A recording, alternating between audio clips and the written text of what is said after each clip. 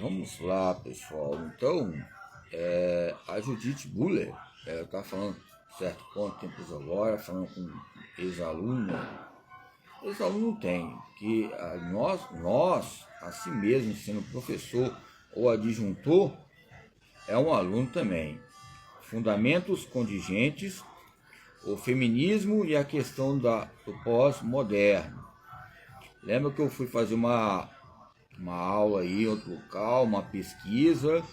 Eu estava numa pousada, eu mostrei o livro, né, Judith Butler, e fiquei falando, local bom, uma pousada boa, eles colocam paisagismo ligado ao centro, né, ali de Vila Velha, Espírito Santo, e ali você olha os trânsitos, os meios acústicos, lugar bom para estar, para refletir. Às vezes multidões falam também, mas as multidões ela pode arcar com fatos muito importantes, que é algo particular nosso, para termos uma composição, ou seja, conhecer, pesquisar, escrever. O silêncio vai nos ajudar a falar conosco entre essas maneiras diferentes. Então, quando eu falo sobre diferença, eu falo sobre repetição. É lógico que não falo sobre diferença, eu vou falar sobre repetição. Você vê qualquer tipo de série, ou ficha de anamnese, ou de prescrição de exercício, quando você vê a própria repetição é diferente de uma pessoa para a outra. Você pode passar o mesmo exercício, a mesma aptidão, precisão, mas mesmo assim você escrevendo de novo para outra pessoa, já não é o mesmo gesto motor. Tem uma diversidade, mas essa multidiversidade vai haver multidisciplinas. Você está ligado às inteligências múltiplas, e você vai se adaptar entre essas diversidades que ocorrem entre a diferença e a repetição. Aonde tem uma repetição, tem uma repetência. Aí essa repetência vai haver o quê? Prudências, resultados, avaliações constantes. Já está escrito nas estrelas que vai haver diferenças, que as próprias estrelas, parece que não, mas há diferença entre formas e coisas. Há um processo bioquímico que ocorre, que alguns estudiosos falam e tentam explicar.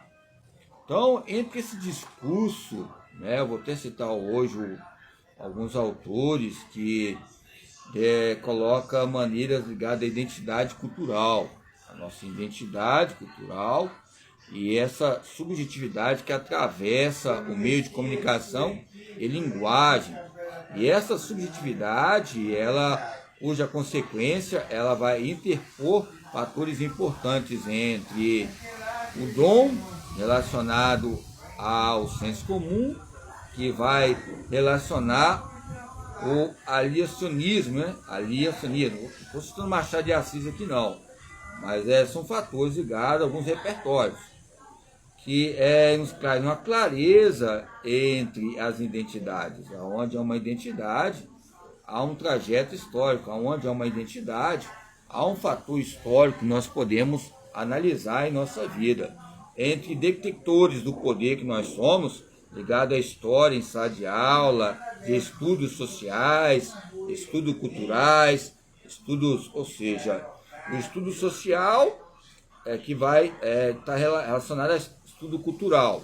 O estudo cultural está ligado ao estudo social, que vai relacionar essa perspectiva e esse conflito curricular que ainda tem desde o ensino básico até o ensino intelectualista, que relacionam os campos antropológicos de épocas antigas.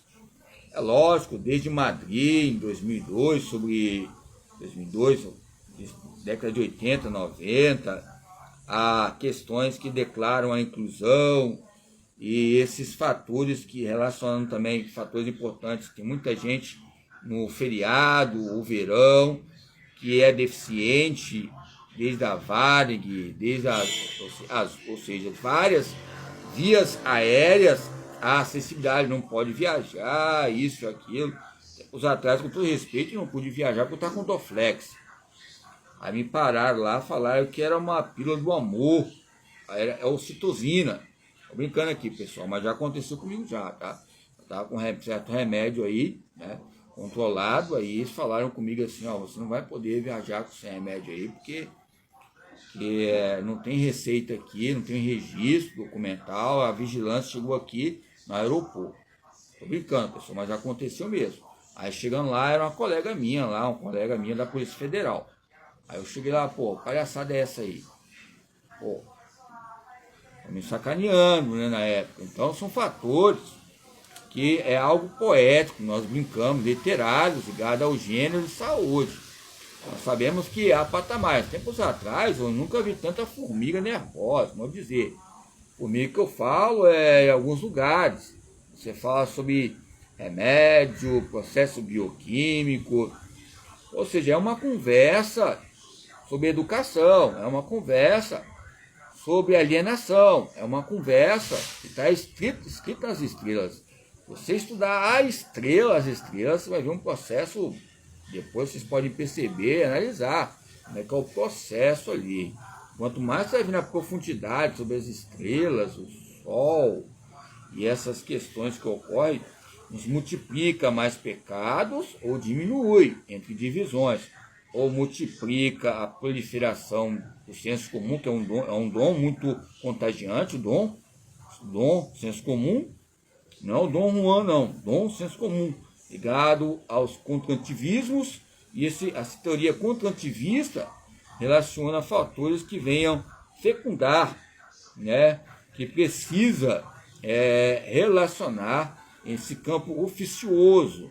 Eu sou doutora, eu posso falar, mas você é uma alienígena, porque você é ligado à motricidade humana. Então as estrelas já falam que nós somos alienígenas. Você olha lá, Sultão, Júpiter, vários outros planetas, já fala que a educação física é gente boa. Então, ou seja, está escrito nas estrelas. Não sei se é no momento, a pedagogia do momento, ou a pedagogia do movimento. Mas Sultão, né, nos coloca, não é questão de peitar. Eu falei, não é peitar. Eu falei peitar, não peidar. Peidar é um processo de CO2 que acontece nessa tonelada de multidões que tem, milhões de pessoas brasileiras em outros países. Não é só o brasileiro que peida, tudo respeito, soltar gases. Ou seja, a maioria das vezes somos brasileiros, somos fantasmas aqui no campo da pedagogia crítica, porque a pedagogia ficou um fantasma relacionado a um orfanato de várias teorias que são explícitas entre o fazer, ou seja, e faz saberes, entre o fazer e faz saberes alienados, ligado à crítica e relacionado à cultura e os documentos adjuntos ligados à própria identidade perdida. A identidade perdida tem vários autores que falam sobre educação física na escola, educação física da escola, identidade perdida. É uma introdução bem chata, é uma introdução já bem monótona, mas coloca essas teorias que vêm colocar, exemplificar. Aí nós falamos, cachorro, cadê o rabo? Aí o próprio cachorro vai tentar pegar o próprio seu rabo. Não. Quando conseguir pegar, ele vai acabar de fazer a pesquisa. Não acaba. Quanto mais você vai pesquisando, você vai querendo, mais vai ter mais. Quem falava isso era minha mãe.